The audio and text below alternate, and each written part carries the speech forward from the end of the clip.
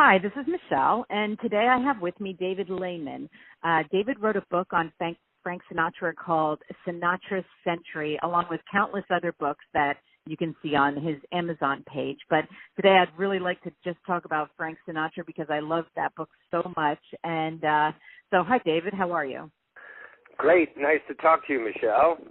I have to say I'm not, I started getting into Frank about a year ago, really hardcore, so I'm not quite as, as versed in him as you are. Your book, I found that what I loved the most, so when I went on there, because I was like, I want to read a book about Frank, and when I went on there and found yours, I was like, it was perfect. The way you did it page by page in the story, so, his book is not like, Frank was born this day and then it ends with Frank died this day. These are just like 100 short stories, and I absolutely loved that way of writing the book. It was brilliant. Oh, I'm so glad. I had 50 years of loving Frank Sinatra's music and having it orchestrate my life and my mind. And then I had the task of writing a book about a subject that has attracted hundreds of writers and hundreds of thousands of words. So it was a little tricky, but I did think that on the occasion of his 100th birthday, it would be enjoyable to have a book in 100 sections. Yeah, like I said, it was absolutely brilliant. And I was like, while I was reading it, I'm like, how did you think of that? Like, how did you come up with that concept instead of writing, there are other books out there, I guess, that have the, Frank from beginning to end. So were you trying to find something a little bit different to put out there, or did you, is that how you think, is in like these short little stories?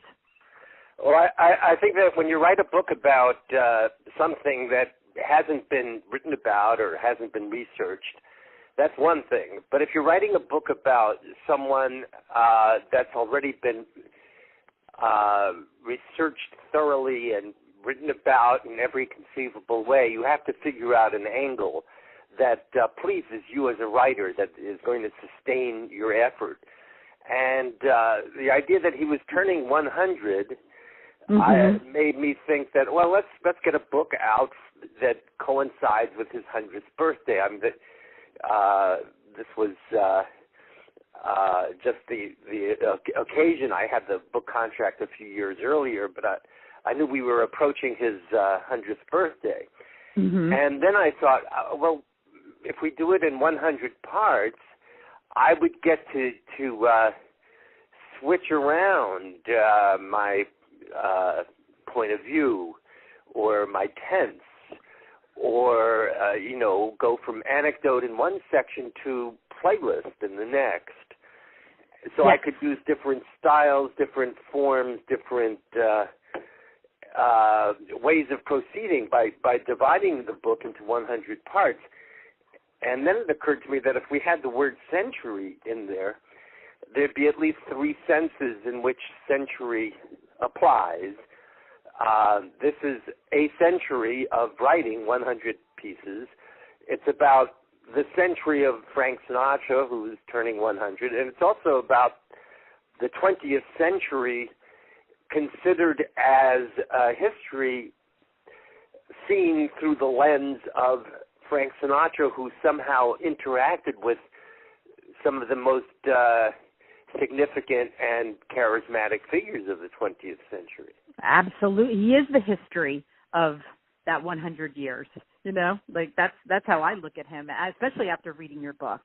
And, when I saw, when I was doing my research and I saw that you are 1 year younger than my mom was. My mom passed away, but you're 1 year younger, and she was into Elvis, like Frank was not in my, like when I was growing up, I heard her playing Elvis, and so I thought it was interesting, like that. So you say you loved him for 50 years. So it was basically during the 1950s when the whole Elvis and rock and roll, and yet you gravitated towards Frank in your, in what you listened to.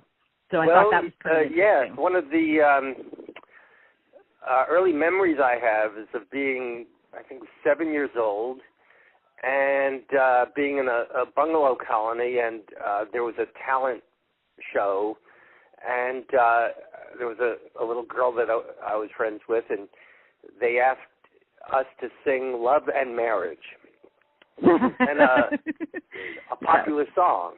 Right. So I know that we were obviously listening to his rendition of it. I'm not sure I knew his name then. And then a few years later, I remember hearing All the Way and Witchcraft on the radio and liking them more than the rock and roll songs. Yeah. So and then when Kennedy was running for president, the theme song, the cheer at his rallies was High Hopes, adapted to John F. Kennedy's campaign. And Sinatra was very heavily campaigning for Kennedy. So there are all these little markers. Right. But I think the most significant thing that happened was I bought a record and listened to I've Got You Under My Skin. Mm-hmm. I think this would have been in 1963. I would have been 14 or 15. And I heard the great version of it, and I played it over and over, and I thought, well, this is that I understood what swing meant. Mm-hmm. This was the epitome of swing, the relation of the voice singing to the music in the background arranged by Nelson Riddle. It seems, and the way the pace changes, the way he shifts key at the end of the bridge, it was very captivating. I thought, oh, this is the greatest. And I just started listening to Sinatra's records, even though I knew that my contemporaries were listening much more avidly to the Beatles, the Rolling Stones, Bob Dylan, and so on. I listened to them too, but I had this private infatuation with Sinatra, and I think I was under the impression, foolishly, when I was 14 or 15, that when we grew up, we would outgrow the taste for rock and roll and become adults and dance the foxtrot and enjoy bands. And it was an incorrect assumption, it turns out. You know, yes and no, but that's why when I looked it up and I was like, wow, he was 1 year younger, I was so shocked, you know, because I just assumed, and I shouldn't assume that, but you know, I thought that you would be older, thinking that, you know, Frank fans are older, and now I know. I was downstairs the other day, and my 17-year-old son had a Frank Christmas album playing on his phone. And I said, where did you get that? And he's like, Pandora. He's like, this guy's awesome. I was like, Frank will live on, okay? Because if a 17-year-old kid says Frank is awesome, you know that it's never going to, it's going to be forever, you know? Well, I think so. I think he's the very best popular singer that we produced, and popular song, classic American popular song, is one of the, I would say, two greatest artistic glories of the 20th century from America. That is, popular song and Hollywood movies are absolutely original creations, contributions to world culture that people loved of any economic class or social station. Mm-hmm. And we had many, many great singers, and to exalt one of them is not to put down the others. Right. All of them are wonderful. I love listening to Bing Crosby and Nat Cole and Ella Fitzgerald and Judy Garland. Judy Garland. I love Judy Garland. I love her. Oh, who doesn't love Judy Garland? She's a great singer. She was great as a teenager, and she was great when she was older, too. Yes, exactly. And I love that era of, you know, and after reading your book, what I realized that I never thought of before, well, you pointed out, I'm sure, on one of your pages, is that every, you know, solo artist out there really has Frank to thank, because before him, I hadn't realized that the singers always had the big bands behind them. And then he branched off on his own and started recording songs without the big, without Harry James or Tommy Dorsey. And I was like, wow, I just didn't, of course, because I wasn't there, but I just didn't realize that, I should say. And I don't know how many people really think about that, how big of a deal that was at that time.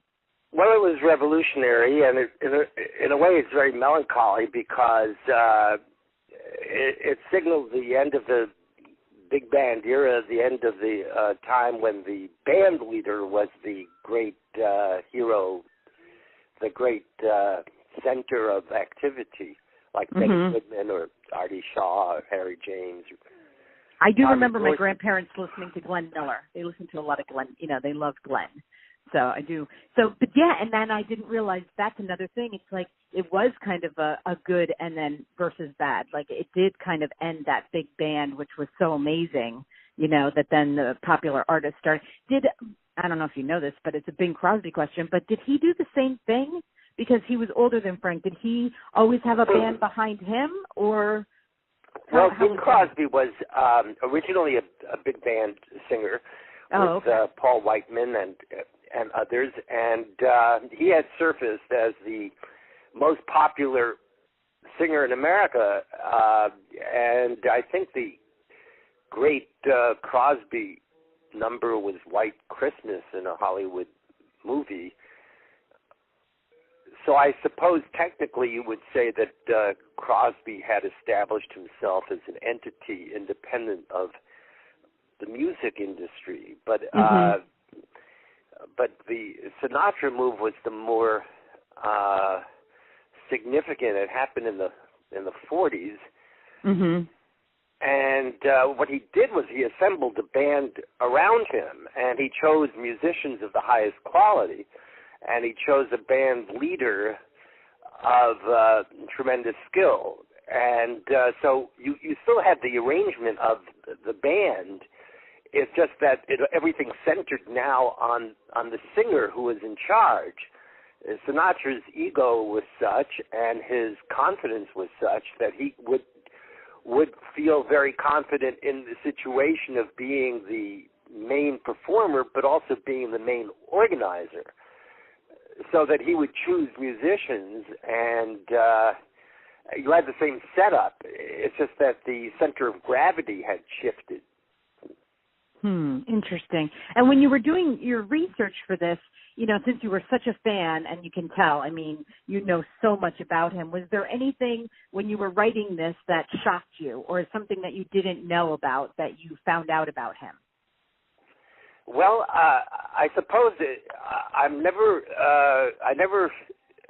stopped being amazed at the contradictions in his life.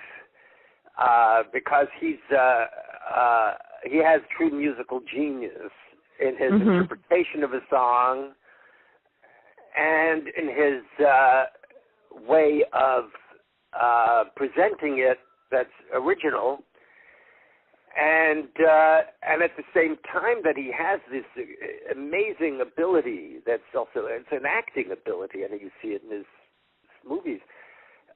He's also a very unreasonable person, or can be a very unreasonable person. He has a very, very hot temper. He has known associates in the mob. He's vengeful. He can be very difficult.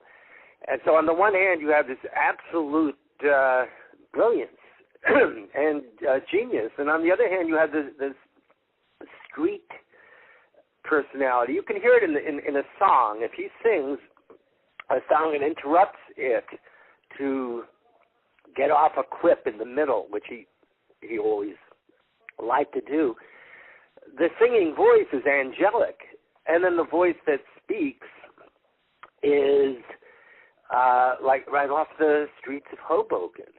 There's a great contradiction. Right. I found that I definitely could tell that in your book, because there's what the image of him was this like sweetheart of a guy, and he was, like you pointed out so many times, there are so many stories of what the good that he did, but then it was like if you were, if he got ticked, especially if you were somebody of the rag magazines back then, or whatever you want to call a columnist that was going to not say anything nice about him, he could instantly just write them off, and it was like a forever, like once he wrote, it seemed that way anyway, that, once you got on his bad side, it was kind of hard to get back, into his good graces. Well, there are a lot of people who dislike Frank Sinatra for one reason or another, but it has nothing to do with his singing. And right. I've been exposed to a lot of that, people who are denigrating him for what they think he stands for. So I'm constantly defending him and saying, oh, but think of this charity drive he did when he toured the world and did all these concerts as a benefit, benefits for one worthy cause or another. Or think of how, you go to Sloan Kettering Center for Cancer, and you see there's a whole wing named after Frank Sinatra. He gave them the money. Or how he would pay bills for people that he knew without telling them, and just picking up the check when he knew that the actor friend, let's say, was in need. He was very, very generous. I'm always defending him, and one time I did this, and my wife, I said, because he's always getting put down for this or that, and she said, poor Frank. And I thought that was very funny, because we should all be poor like that. Yeah, and what he did, for what I think of as, for him when I started doing research on him, was what he did for Sammy Davis. And, working, back then the big race thing wasn't as, he did things before anybody else did. Like if they didn't let Sammy in somewhere, he was like, yes, you will let Sammy in, and, opened doors for him and many other black artists, and, was a very non-prejudicial man at a time when he could have been, Well, he was very much against bias. He had suffered as a lad from the anti-Italian bias that people then had when Italian Americans were newcomers and immigrants and were called Dagos or Wops. He was very familiar with that, and he hated it when he saw any group singled out that way. And you're right, he came to the defense of black musicians. For example, Cy Oliver was the great drummer and arranger for the Tommy Dorsey Orchestra, and they wouldn't let him stay in the same hotel as the white musicians. And Sinatra, although he was perhaps the youngest member of the band, said, if he doesn't stay here, I won't stay here, and put his weight behind that. He did the same with Jewish entertainers.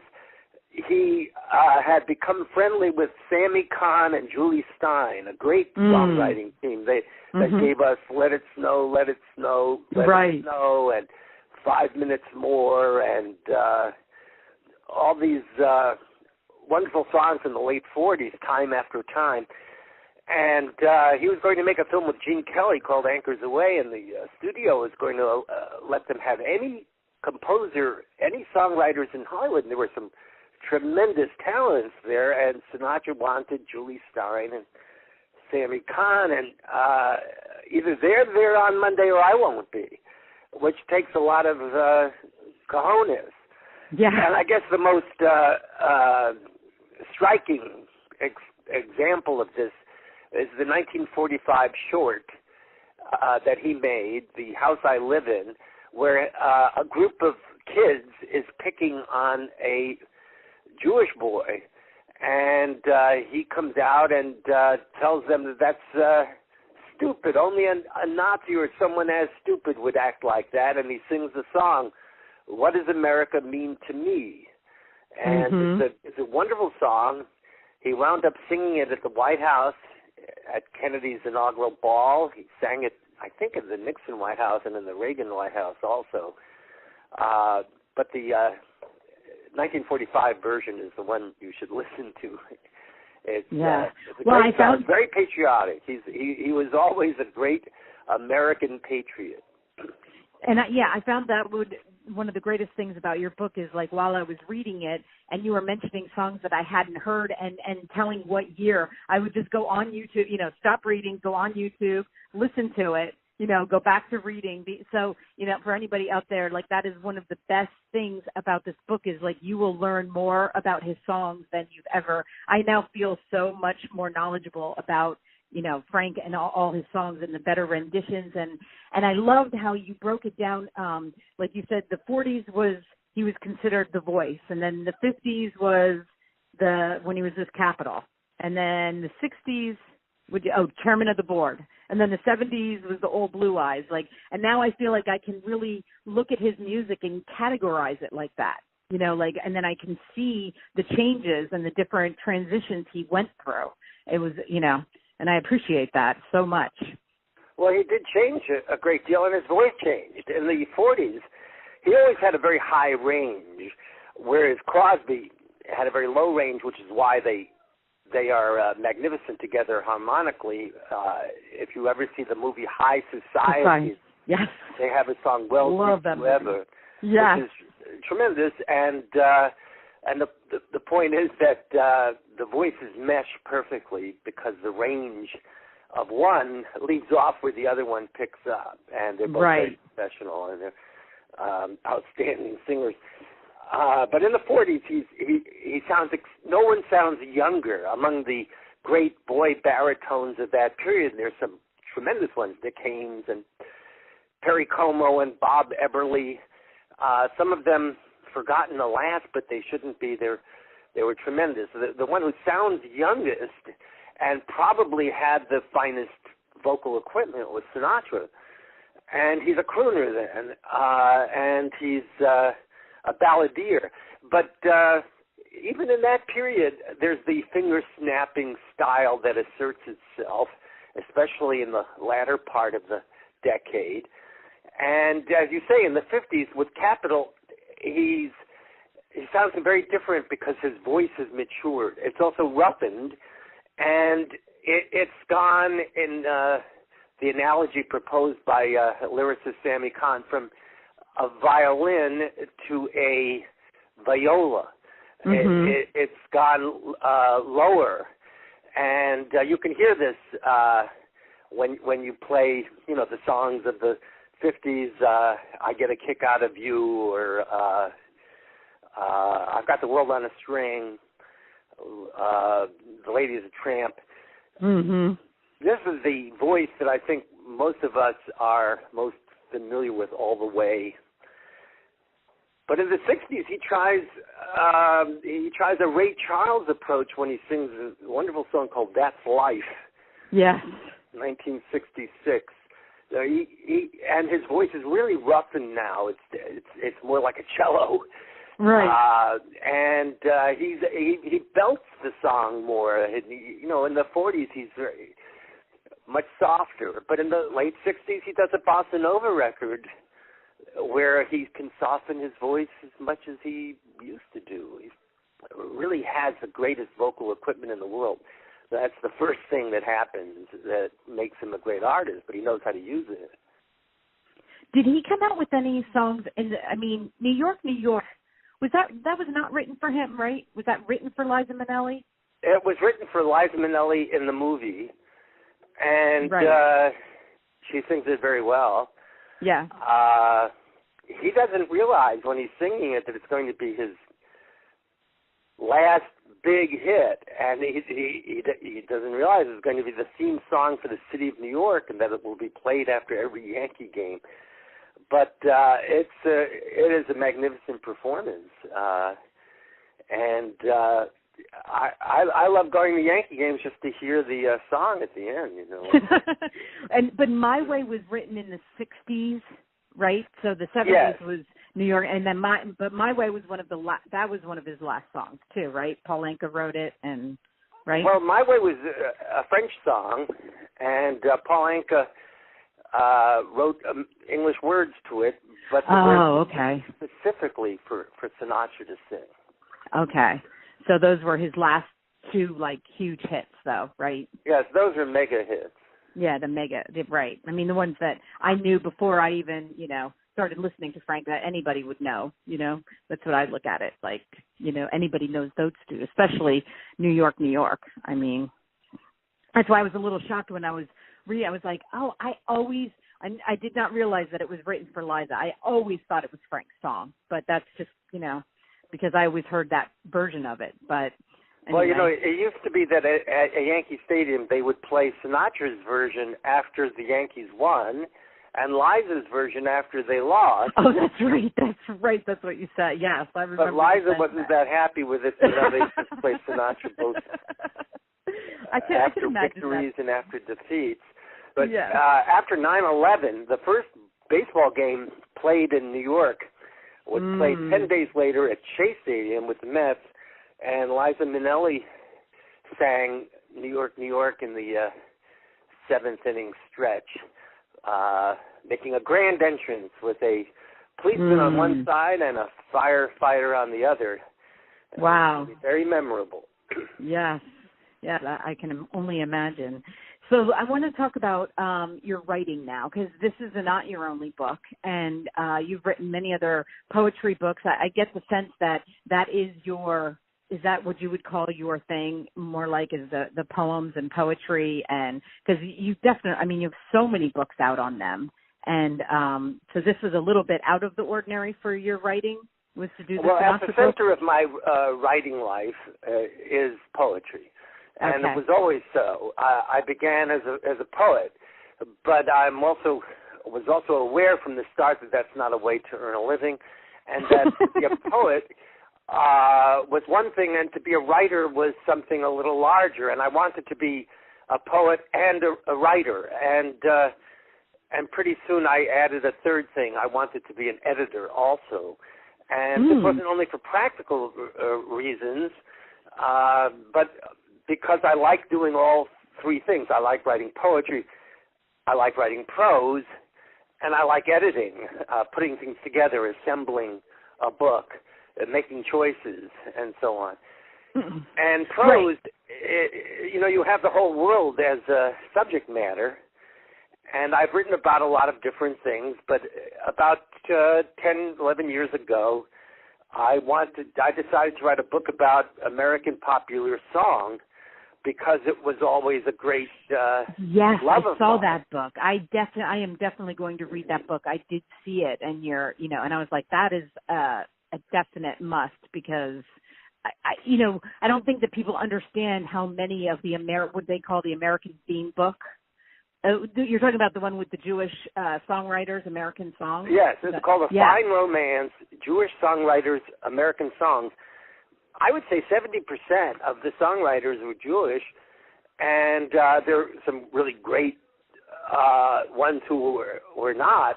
Mm-hmm. But the fact is, and some irony, I guess, that Irving Berlin wrote the great anthem, God Bless America, and he wrote White Christmas, and he wrote Easter Parade, and he's the son of a cantor. And the great songs in The Wizard of Oz, such as Over the Rainbow, are written by Harold Arlen, also the son of a cantor. And Rodgers and Hart, Rodgers and Hammerstein, the great American musicals, and Leonard Bernstein. These are formidable names. Right. Jerome Kern. Right. So some of the great treasures of the American Songbook, both in the theater and in the movies and from Tin Pan Alley, are written by the sons and daughters of Jewish immigrants and Jewish refugees who have adopted the American dream and helped to define it. Right. And put it into words that anyone could relate to. And they performed a huge service, because in the Depression we needed songs that lifted morale, and in the 40s we needed songs that fought the enemy in World War II. Mm-hmm. These songs did all of that. And they stood up for us. Old Man River is a song written by a couple of Jewish fellows, sung magnificently by Frank Sinatra, about the plight of a black man. So there's a lot of America in that formulation. Yes. Is the book similar to Frank's book? I mean, is it short stories about the different songwriters, or is it a little bit different? Well, it's different. It also has a kind of autobiographical element, and in this case, I had a certain metaphor in my mind when I started writing the fine romance, and allowed it to take off. And I mix it up. There's a lot of anecdotes. There's a lot of memory. There's a lot of stuff about the songs. And what you said before I regard as a great compliment. I try to get the reader to see a song in a context so that if they know the song, it will bring it back to them. And if they don't know the song, they'll go out and listen to it. And they'll enjoy it more than they did before because I've given them something to orient them to the song. I've told them something about its history. I've explained why the lyric is so clever. I've quoted a great rhyme that makes you marvel. And I did that in the Fine Romance. I was beginning that book. I thought, I'm going to write about just the lyricist, or I'm going to write just about Richard Rodgers, or I'm going to write only about Harold Arlen. But it didn't work out that way. I wrote about the whole phenomenon, and of course you have to be selective, and you can't write at the same length about everyone. Well, I'd love to have you back on. I'd love to read the book and then, talk about that with you, because I think that could be a very interesting topic we could have a big conversation about, because those are a lot of people and a lot of different, things to a lot of different stories to hear, because I do love the way you tell stories. It really, as a reader, it's very easy for me, and I'm always looking for books like that I can place, and then you can place the time and then place history, what was happening in history at that time. I really do enjoy that as somebody who enjoys history also, and that's what I found with Frank. It's I could place what was going on in the world and how you put it. It was great. I love it. And, I've never read a book like it, so I just want to tell you how much I appreciate it. And now you're the ideal reader, and that's obvious to me. And without knowing it, I wrote that book for you, I guess. You absolutely did, and I'm not anybody really, except for a housewife, mom of 6 children. I did homeschool my children, so I did do a lot of reading, but that's why I kind of think that I always looked for things that told history and other things at the same time. I'm always looking for that kind of multi-dimensional, I should say, book, and that's why I wanted, what would you say to somebody younger who was just starting off and they want to write a biography on somebody, but the biography's out there, like Frank. So there are people that have written the biography, even his daughters, and, what would you say to how you would go about making it their own and being able to hear their own voice in it? Well, the first thing I would say in giving advice to any young writer who wants to do a book, whether a biography or any other book, is that they need to write every day. Once they start writing, they have to write every day. Whether it's 500 words a day, as Graham Greene did, or at varying lengths. And even when there's no inspiration, rain or shine, even if it's just to edit a paragraph and change it around and add a sentence, that counts too. If you do that every day, at the end of the year, you will have a book or the makings of a book. Mm-hmm. But you need to do it every day. It's a skill that is also a pleasure, and it's got to be that way, because the biggest hurdle in the way of writing a book or being a professional writer is discipline, getting yourself to do it without having a boss breathing on your neck, without having an office that you're sitting in. You're home alone. You're not necessarily wearing a suit of clothes. You have to do it. You have to sit and do it, and need the discipline to do it. Not everyone can do that. That's not a terrible limitation, but it is if you want to be an author. You have to practice your craft and do it every day. I think also that the 7 years I spent writing for Newsweek when it was a real print magazine back in the 1980s were really very important to me because I learned how to write for people. That is, in universities, the further you go as a student, when you're a graduate student, you tend to write to impress one person, your advisor. And the joke is that you find in scholarly journals articles by people who can't write for people who won't read. But when you write for something like Newsweek, you have to write for a mass audience. And you can't write down to them. You have to respect them. You have to write for people who are intelligent but may not know anything about the subject. And this is a skill that you have to master, and you have to, when writing for Newsweek also, if you write every week for a few years, you're going to be a much faster writer at the end of the period. And another thing that happened to help me and may help other writers is that when I wrote for Newsweek, I think for 7 years I did not use the word I in an article. And that's a real discipline.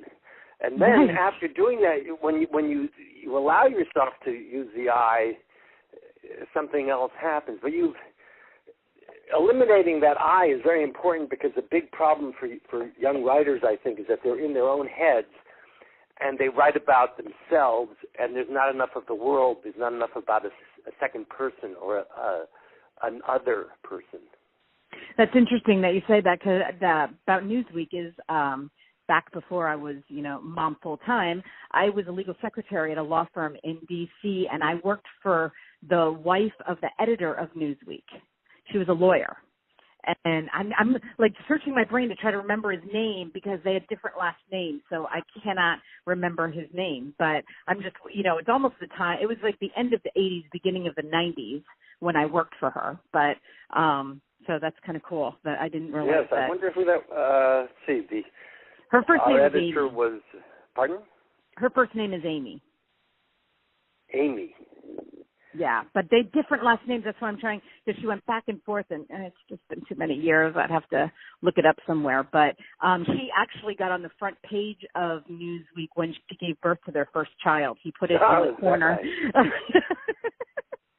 And I always used to, tell her, boy, I would not have wanted that. That is not something I would have wanted to do.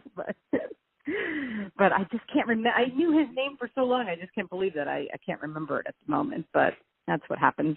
So anyway, it's been so much fun talking to you. I'm definitely going to read that other book, and I think that your advice, I think young people, especially because I have children and I've had to get them to write as their teacher, and I do think that discipline of writing, and even if they don't want to be a writer, and I think that writing every day is important, like even if it's a journal, even if it, no matter what it is. And are you still working on, are you writing books? Are you in the midst of any thing to be published at the moment? Oh, yes. Sinatra'S Century has just been published in paperback. Nice. And so it's available in paperback. And that's always good news because the publisher does not come out with a paperback version of a hardcover book unless it's done well, and garnered very good reviews, and now it's priced at a point that everyone can afford it, and here we are heading toward Christmas.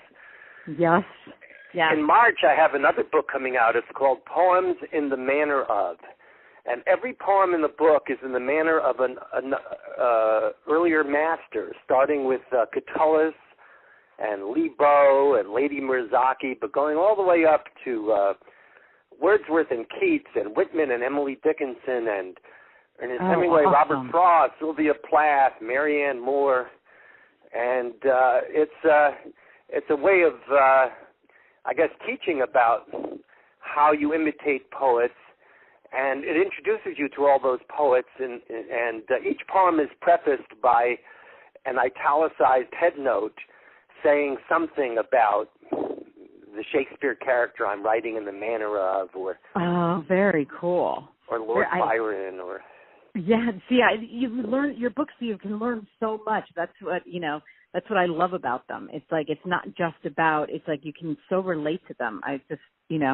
I think it's an awesome idea. And today with writers that are coming out, the easy thing is that you can always self-publish, on Amazon now. You don't necessarily have to get a publisher. So I think that has opened up the writing world tremendously, Well, I suppose so. It's nice to have a publisher, though, because you've got a whole team behind you then, and publishers help you. A bad writer thinks that the editor doesn't want to hear the editor's suggestions because the writer feels threatened and can only hear criticism there. But it's very good to have an editor because editors want to improve your prose, and they can help you organize your manuscript.